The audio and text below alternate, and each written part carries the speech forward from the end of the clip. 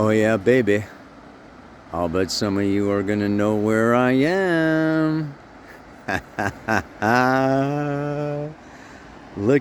can't believe the clear, beautiful reflection in that river. Oh man. Sky Pacha with the weekly Paleo report for October 19th. Another special Paleo report for what? The solar eclipse. Boop, boop, boop, boop, boop, boop, boop, boop. I mean, it's not until next Tuesday, but I only do these reports on Wednesday, so I'm not going to be out here again until, afterwards. But in the meantime, right now the moon is in Leo. Okay, so we're going to have that Leo, and she's going to go through Virgo tomorrow through Saturday, going into Libra on Saturday, and then very early Saturday because Sunday the sun goes into Scorpio, and then Tuesday the moon goes into Scorpio, and we have a sun, moon, Venus solar eclipse on Tuesday at 2 degrees 0 minutes of Scorpio. So I will be talking to you about that. In addition, I mean, like today, right now, the sun is still in Libra, late Libra, coming into a square with Pluto. And Mercury, also in Libra, in opposition to Chiron, today, coming into a trine with Saturn on Saturday. Yeah, and then we've got just, as this moon moves through, of course, she's going to be making a number of different aspects. She's going to trine Uranus on Friday and oppose Neptune and Jupiter, square Mars, and trine Pluto on Saturday.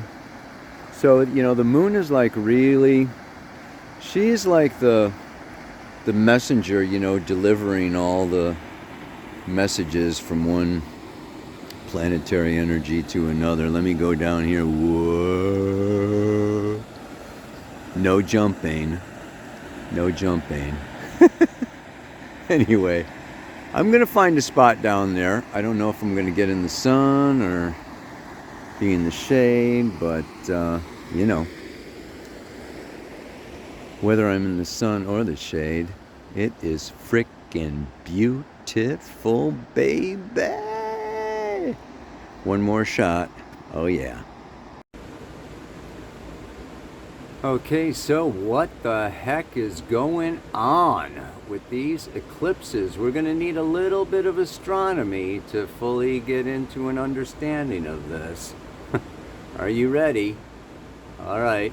The Earth orbits around the sun. That creates a plane called the ecliptic. And that ecliptic, the moon orbits around the Earth, and it crosses the ecliptic in two places, where it's rising going north, the ascending north node, the dragon's head, okay, Rahu, the positive, the future intention of soul, and where it's going south, descending, K2, dragon's tail, negative karma, or whatever karma coming in from the past. So we have positive, negative, future, past, dragon's head, dragon's tail, all where the moon's orbit crosses the ecliptic. Twice a year, okay, the moon will be on that exact, place, and you'll have full moons and new moons where there's a direct alignment between the Earth, the moon, and the sun. So there are two eclipse, they call them eclipse seasons, because they go for sometimes a period of, a whole month. All right? And what can happen is, depending exactly where things are, You can have a lunar eclipse and then a solar eclipse and then a lunar eclipse, full moon, new moon, full moon, close enough to that nodal point where it's a partial, usually not a total. When you can even have up to 5 eclipses. That's the maximum that's ever been recorded. Okay, and it makes a difference in the interpretation. Number one, is it a south node eclipse or a north node eclipse? Because there's a very difference. A planet is always weaker when it's conjunct its south node and stronger when it's conjunct its north node. Remember that, okay? Then, it also makes a difference. Do you get a lunar eclipse and then a solar eclipse and then a lunar eclipse? Or do you get a solar eclipse first and then a lunar eclipse and then maybe you'll get another solar eclipse? Or do you just get, as in the case right now, we're just getting a partial solar eclipse, okay, next week. And then we're getting a total lunar eclipse 2 weeks from now, November 8th, where it's a super direct alignment, okay? Right now it's not exactly on the nodes, it's not exactly on that point, so it's only a partial solar eclipse. A solar eclipse is a new moon. It's when the moon comes in between the earth and the sun, right, and blocks out the sun. All right? And then 2 weeks from now, the sun has moved to be exactly on. That's going to be 16 degrees. So you want to look at this week, solar eclipse is at 2 degrees. 2 weeks from now, the lunar eclipse is at 16 degrees. And it's exact, and it's powerful, and it is the, almost the midpoint of Scorpio Taurus. What else? Well, at this solar eclipse, the moon is on her south node, and the sun and the moon are both conjunct the south node. So that means the moon is weaker. So the emotions and our habits and everything supports the sun, the solar purpose. So this is a time, okay, like next Tuesday, where it will be like we take a stand. Okay, we come into our sun. This is who I am. This is, my power. This is my truth. This is my reality. It's very powerful. And we may begin a new relationship. We may begin a new business. We may begin a new outlook on life. We may begin a new blah, blah, blah, blah, blah, blah, blah. That is very, very powerful. 2 weeks from now, we have a total lunar eclipse. The moon is conjunct her north node, so she is stronger. And then we come into our emotions, our habits, our automatic reactions and responses, our insecurities, our inner fears, okay, all of our inner child stuff. Okay, so it's really the total lunar eclipse 2 weeks from now, what I'm saying is going to be way more intense, okay, than the solar eclipse. But so the solar eclipse is like the start, and you really want to watch, okay, how you feel, what you connect to, what happens. Oh, this is the other thing with eclipses.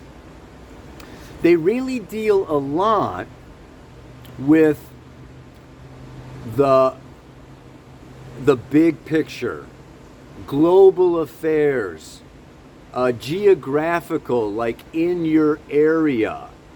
Okay, particularly the solar eclipse is only seen through this like 60-mile wide strip. And it's, so the lunar eclipse is seen by everybody when it's nighttime. That half of the planet that's watching the full moon can see it get eclipsed by the Earth, right? The Earth coming between the sun and the moon. The solar eclipse, only a few people see, that moon pass a direct alignment with the sun. But anyway, first of all, it's only partial. The other one is total, and it's south node. The other one is north node. There's a big difference. One is solar, one is lunar. These are very different.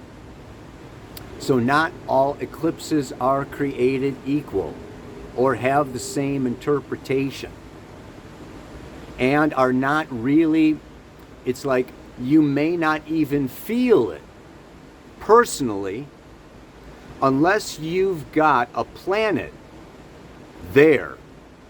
So you want to look at your chart.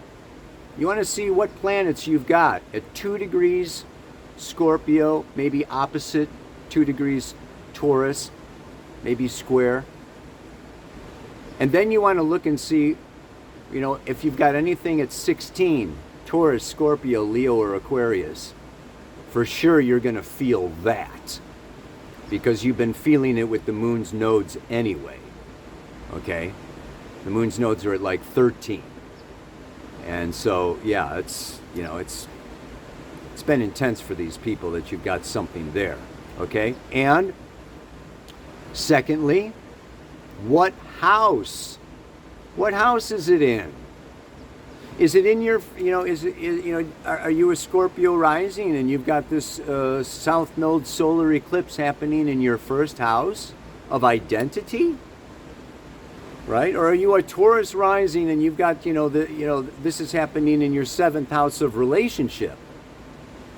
Maybe it's happening in your 10th house of career, or your 4th house of home, roots, and family, or your 5th house of children. So where these eclipses are falling in your natal chart, that will be the area or the field of human experience that you will feel a shift or something will happen. That's the other thing with eclipses. Particularly a solar eclipse like we're having next Tuesday, right? The moon comes in, blocks the rays of the sun from reaching the earth, breaks the auric shield of the earth, and allows foreign elements from deep space. It's almost like you're the Starship Enterprise and your shields are down. And all the aliens can come in. Yeah, baby.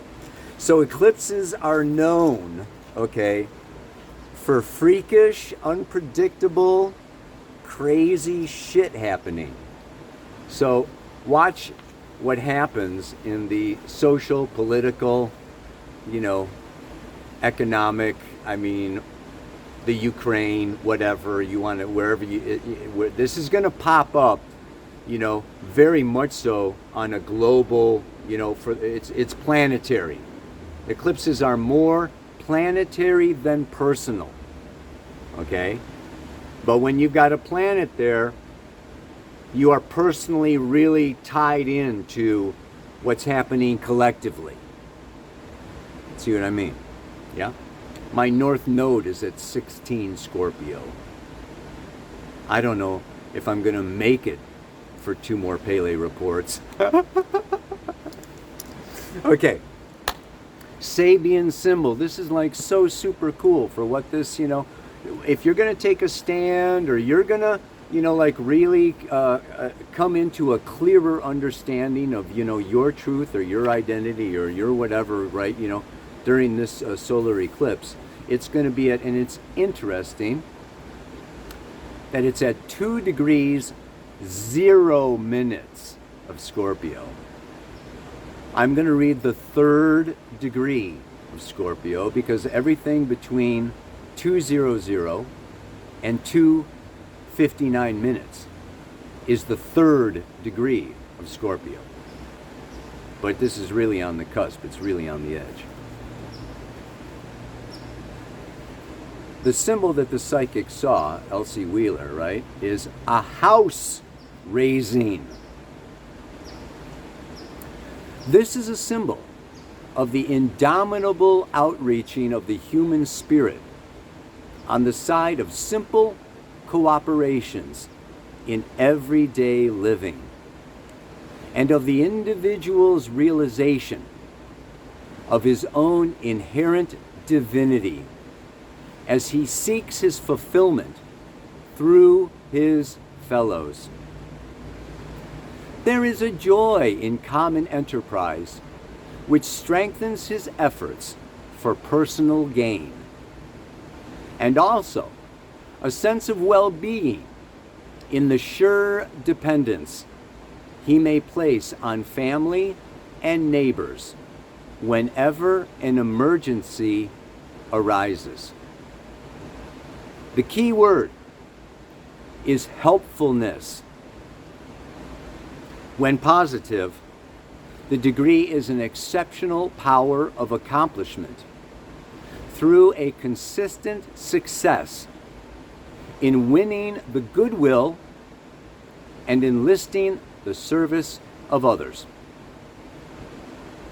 And when negative, a complete inability to fit into any pattern of shared relationships. We see here a polarization. The opportunity of a house raising, the opportunity is to cooperate, is to compromise, is to unite, is to merge, and to combine our forces and our will and our thoughts and imaginations and inventiveness and make something amazing. The other polarity is where we can't get over ego. We can't get over self-interest. We can't get over greed. We can't get over a power-hungry mania. And we can't cooperate or compromise or merge or unite. And we come into conflict. Yeah? Or we try to dominate, control, invade. You know, this is the downside of Scorpio. Scorpio, Pluto, the 8th house. This is the archetype of evolution through merging with forces beyond our control. Other people, businesses, governments, the weather, things we cannot control. We evolve and we discover new modes and methods and ways of surviving, you know, and it is either through uniting or battling. So what we have here is a point of, you know, it's like a tipping point. It's like a decision time. It's like and the eclipse bringing in something surprising or something weird or something bizarre. I'd say we are either going to receive news that, oh my God, you know, we signed a peace accord and we've decided to work together, or that's gonna, you know, things are gonna be all right, or it's gonna be like, no freaking way, I'm not uniting, we're not merging, I can't stand shit, and there's gonna be freaking battle and conflict and war. And this can be, of course, in your personal life, in your personal love relationship, particularly your most intimate relationship. It can be in your business partnerships, okay? It can be even within, in some ways, even within yourself. Because let's look at Scorpio. Scorpio rules the principle of osmosis, that I absorb, I become more of what I'm attracted to, and I therefore relate to, and I therefore connect to. Particularly, it's a water sign, sexually, emotionally, intuitively, spiritually. It's like, you've got something I want, I'm going to relate to you and become more like you through this relationship. You ever see these people? My parents celebrated 50 years together. Sometimes they even start to look like each other. Oh my God. Anyway, we get this sense, and this brings me to the mantra, right? It's like, okay, and this even comes into food, right? This mantra talks about, and this is what Scorpio is about. You have much better sex if you get naked. You must be vulnerable to experience the mysteries of life. You must take off your armor, your shields, put down your sword to make love, to merge, to connect in deep ways. And through this connection and unity, there is an alchemical transformation where you are permanently changed. If we look at the natural horoscope, Aries, Taurus, Gemini, Cancer is this unconscious, instinctive, incarnating process, beginning of the evolutionary cycle. Leo brings the birth of self-consciousness that develops through Virgo, Libra, and it dies, it ends, it needs to be relinquished in Scorpio. Just like in the fall, the leaves, the trees drop their fruit, they drop their leaves, it is the season of death and endings and letting go. We need to let go of our self, ego, interest, identity, and through that process, a vulnerable uniting, we are evolved and transformed into Sag, Capricorn, Aquarius, Pisces. Transpersonal consciousness. Sag is the expansion of consciousness. And it only happens after the death and resurrection. The death of the old identity gives resurrection to a new, wider, broader, bigger, more powerful identity. If the surrender and the vulnerability and the unity happens, it doesn't have to happen. We've got free will, we got free choice around here, man. You can come in and say, you know what, I don't love you, I hate you. I don't believe you. You've deceived, you've lied to me, blah, blah. And this is part of Venus in Scorpio. Sun and Venus traveling together through Scorpio for the next month. The evolutionary intention of Venus in Scorpio is to merge in peace and harmony. That's why the song for this week is Norah Jones, Come Away With Me. Come away with me. Let us unite in peace and harmony. This is Venus and Scorpio, right? Let's just this is what she really wants. And it's a reaction to, in evolution, she wants to get naked. She wants to go deep. She wants to, really be penetrated and penetrate on a deep soul level in Scorpio. Why? To heal past experiences of lies, deception, abandonment. So this is a time where Venus in Scorpio wants radical honesty. Can I trust you enough for me to open my drawbridge and let your armies come in. You know, it's like, oh, I mean, do we have a peace treaty? Are you going to hurt me, or rape me, pillage my castle? You know, it's like, so this Sun Venus is really this house raising, and this Venus Sun Moon. I mean, I think it's a real opportunity to shed a lot of past karma. This is South Node in Scorpio. This is an opportunity to like really let go of a lot of paranoia, a lot of wounds, a lot of history,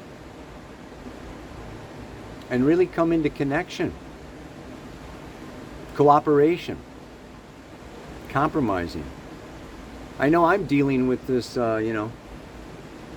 this Tantra teacher whose reality is that, what I see as reality is a bunch of conspiracies. He thinks I'm misinformed. And I'm in a place of, you're not seeing the reality. and there is, we have this, we can conflict and we can argue and fight with each other, or we can like expand to, okay, I'm gonna try to understand your reality, and maybe perhaps he's gonna try to understand my reality, and both of us can see a bigger reality. Or we can just say, you know what, you're blind, deaf, and dumb. Hasta luego. You see what I'm saying? I want to talk about the different ways that Scorpio works, because, this is not just opening and receiving, but it's also penetrating and, invading or infiltrating, right? It's a two-way exchange. And the mantra is more about the receiving, but there's also, we want to really look at and understand these different ways. And what this mantra says, let me read it once, right? In order to grow and be more than me, I need to open, unite, and receive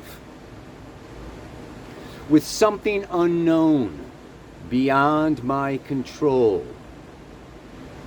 that will forever change my identity. We look at these different pathways. Scorpio, it's, keywords are like alchemical transformation. Like, what's that, man? Right? Well, eating. We have to take in food. There's some way where the individual, the self, needs to engage with its exterior environment. This is a third dimensional reality. Okay, this is a third dimension. We're in the third dimension of separation, right? Of time and space, inside and outside, polarized, dualistic realities. And there has to be engagement. We have to eat. We have to take in what is outside of us, into us, one way or the other. If we don't, it will be taken.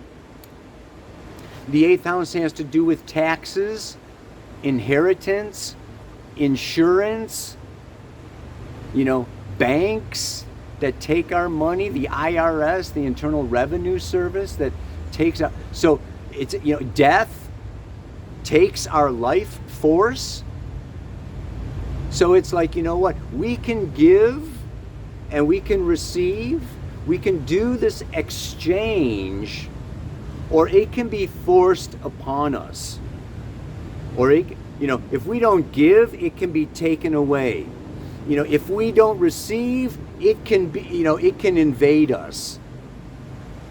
So, we're always needing to come to terms, with how am I going to relate? Am I going to resist unity, unification, intercourse? Think of intercourse. Whenever we combine sexual fluids, there's a karmic exchange. You are no longer the same. You have been altered. Your karma has been altered through sleeping with this person. It's also what? Shared money, shared business enterprises. So this is where, two companies can merge. And they lose their old name. They lose their old identities to create a bigger company. Sex creates families and kids. Merging money creates bigger enterprises. But maybe there's not a merging. Maybe there's a hostile takeover. Maybe Elon Musk just comes in and buys Twitter, whether they like it or not, or whatever, or Twitter comes in and says, no, you can't have us, whether you want us or not. I mean, there's this whole, so yeah, and maybe if he buys it, it'll change its name from Twitter to Beep Beep, the Roadrunner, something like that. So this can be a time where it's like, yeah, come away with me and we'll merge and unite and we'll both be better off. Or it can be, you stay away from me. I don't want to have anything to do with that. I'm going to vomit. What is that? Bulimia or anemia? Or it's like, the Romans used to eat and then barf so that they could eat some more. It's a de facto sexual experience. Eating, Anyway. But so it can be, so I'm thinking there's another song here. I can have two songs. It can be Come Away With Me or I'm Down by the Beatles. You tell lies thinking I can't see. You can't cry 'cause you're laughing at me when I'm down. Yeah, baby. You know what I'm saying? Positive, negative. Good, bad, light, dark, yin, yang, right, wrong, upside. This is third dimension. You deal with it. One more time. In order to grow and be more than me, I need to open, unite, and receive with something unknown beyond my control that will forever change my identity. May you let go of that old limited identity.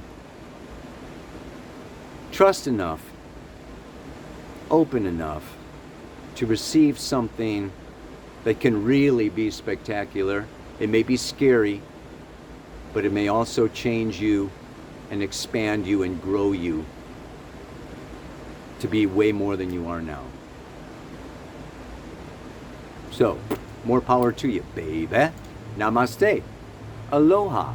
So much love.